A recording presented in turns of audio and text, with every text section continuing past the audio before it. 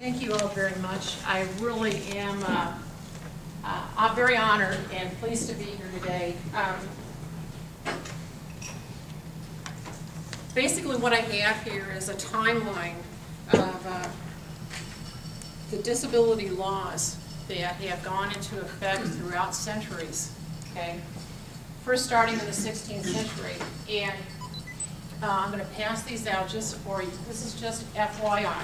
So I'm going to go ahead and set a few of these at your table. If you want to take one and pass around, I'd really appreciate it. Just to tell you a little bit about myself, my husband Joe is here today. We're from Bethalto. Actually, he's from Bethalto. I'm not. You know, so contrary to popular belief, I am not a Bethalto native. I am from Belleville, Illinois, and I am a very, very proud I forgot he was taking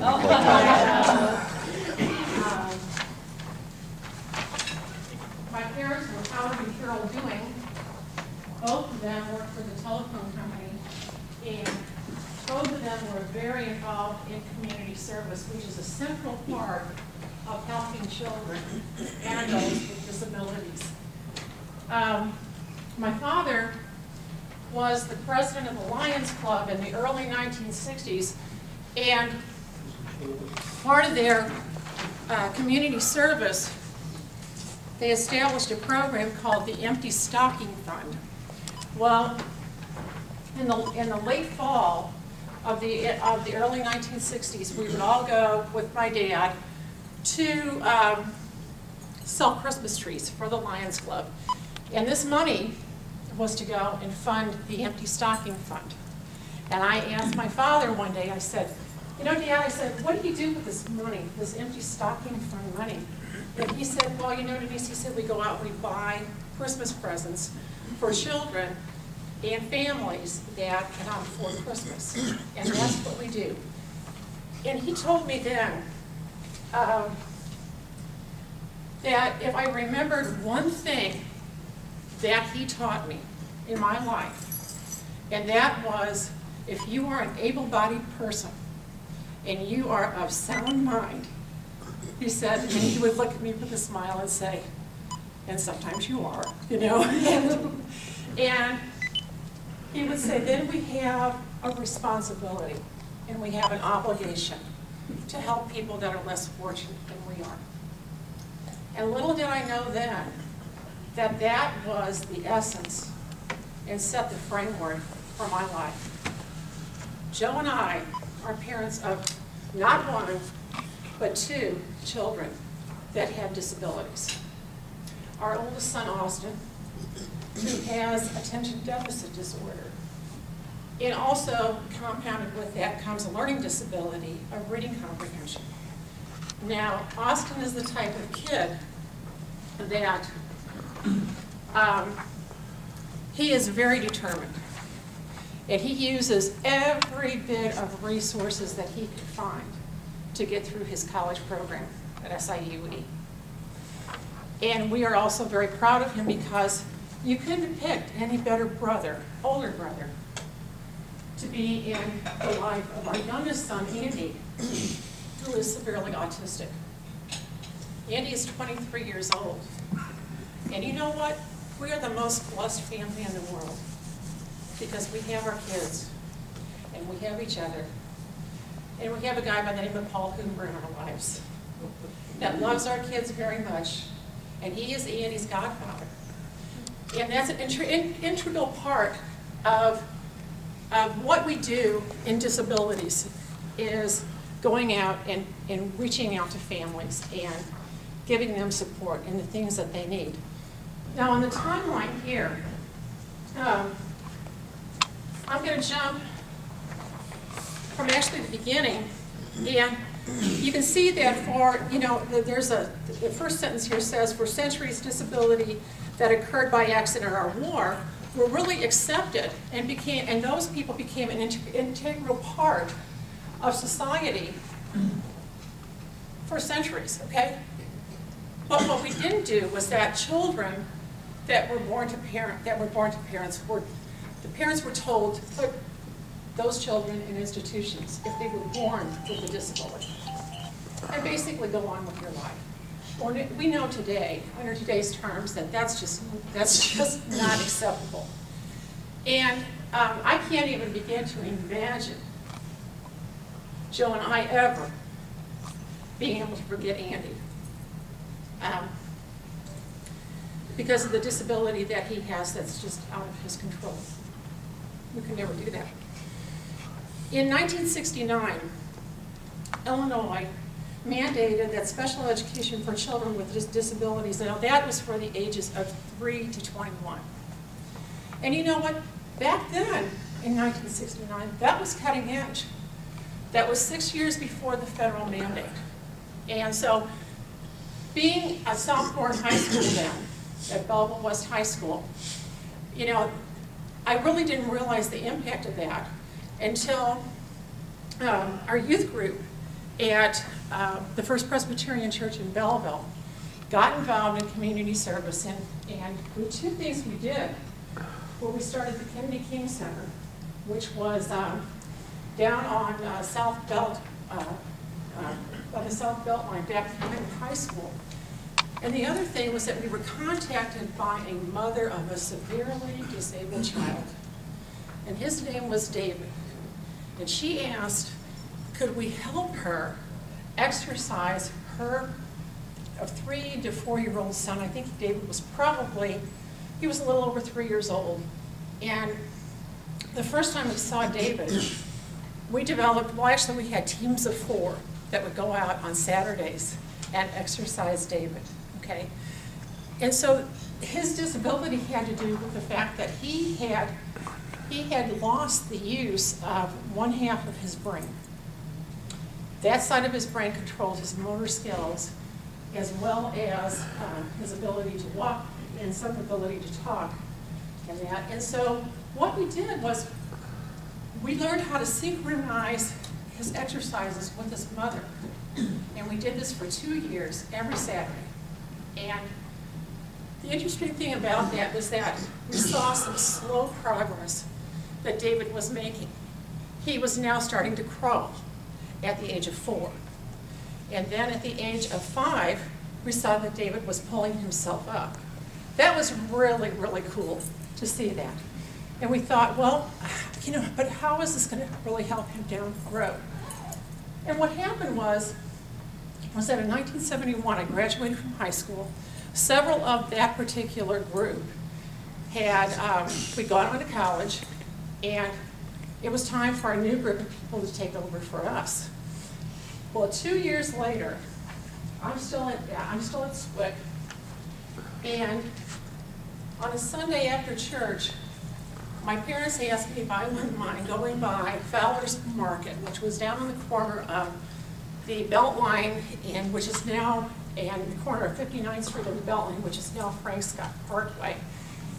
And I had to pick up some lunch meat there, and I walk in, and I see this boy that is in a suit, and he's with his parents and his brothers and sisters, and they were there after church, doing the same thing I was, and that was David. And he was walking, and he was talking, and it was one of those aha moments where I thought, man, this is part of what we really need. We're moving in the direction that we need to move in. And talking with his mother, David became involved in special ed classes. He was doing far greater things than we ever thought he could. And Illinois became a really bright and shining star in the case of children with special needs. And that we were 6 years ahead of the federal mandate at that time. And I was so proud at that moment. And the mother just looked at me and said, thank you for being a part of his miracle. And I said, no, David's a part of me. David will always be a part of me. And so, In the advent of graduating from the School of Social Work in 1976, I had the opportunity to work at a school in Columbia, Missouri called Woodhaven Learning Center. That was in 1978. And when I arrived there, I realized, man, there's a lot of Illinois residents that are here. And the program was, it was a fabulous program for children and adults with disabilities. I'd say probably 90% of them resided there, okay? And so one day I get a knock on my door, and it's a member of the Department of Human Services from Illinois.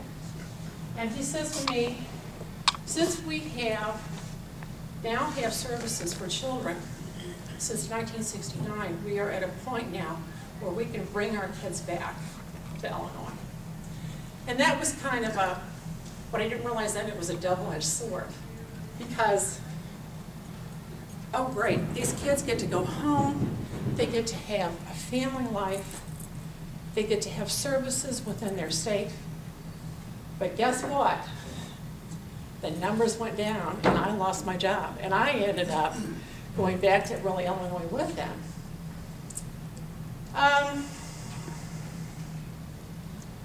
It was a good thing for everybody, really. I came home, started work in mental health, worked in for 4 or 5 years with the Belleville mental health system, and of course in 1975 then, I'm going to backtrack a little bit, then the Education for All Handicapped Children, which would become, that is called IDEA, which is Individuals with Disabilities Education Act, okay? It's a federal mandate. And then again, we're going to jump ahead a little bit here to 1990 with the Americans with Disability Act, and that was when all of your federal buildings and your state buildings and your local buildings had to have handicap accessibilities. One of the things that President Bush said was that I can mandate this into law, but I can't mandate attitudes, the attitudes of the people. And as we have grown as a state, and the programs and the needs of our disabled children and adults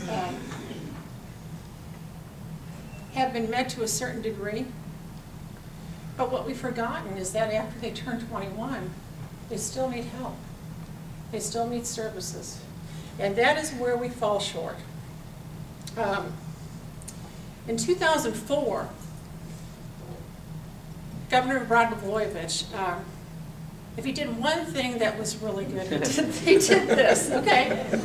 He started a program which was sort of like a census of people that have developmental disabilities. And basically he said this: we need to find out where they are, who's out there, and how many of them we need to service. And he created a program called the PUNS. Now the PUNS is an acronym for Priority of Urgency of Needs for Services. And since 2004, we know of 21,000 children and adults that are waiting for disability services. Waiting. Now that was a year ago. That number comes from January of 2011. And so the projections now that we are in essence of 25,000, heading up towards 30,000 right now, with that number growing every day. Okay, so that's the baseline right there. That tells us who we have, where they are, and what we need to do for them. And now we need the resources. Well, in 2008, 2 things happened. Number one was that the blueprint for redesign came out. And that is a study that tells us how Illinois ranks in the entire system, in the entire nation, right now for developmental disabilities. There are 51 funding bodies, okay, including the District of Columbia. And unfortunately, we are 51st. And it is a sad, sad day. We went from cutting edge stuff in 1969 to being dead last for disability services. Now that's a crime. For the state of Illinois to have that happen, that is a real crime. And there's a number of reasons why that did happen too. A lot of people feel that we kind of rested on our laurels. We were so good that we felt that we couldn't get any better. And we forgot about people that what's going to happen when they age out of their programs. In 2008 also, we also had the recession. And of course we were hit really hard, and we still are hit very hard with that. We have a debit and a crisis in Illinois now with our budget. We not only have a spending problem, we have a revenue problem. And we need to fund these programs for our children and for adults with disabilities.